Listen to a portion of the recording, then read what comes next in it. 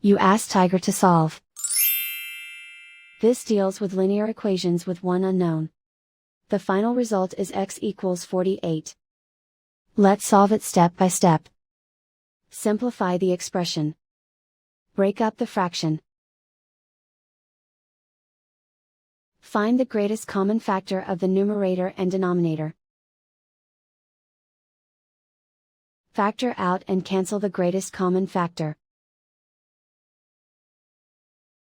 Group all constants on the right side of the equation. Add 2 to both sides. Simplify the arithmetic.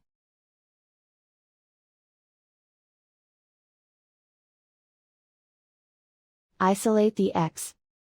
Multiply both sides by 4. Group like terms. Multiply the coefficients. Simplify the fraction. Simplify the arithmetic. And so the final result is x equals 48.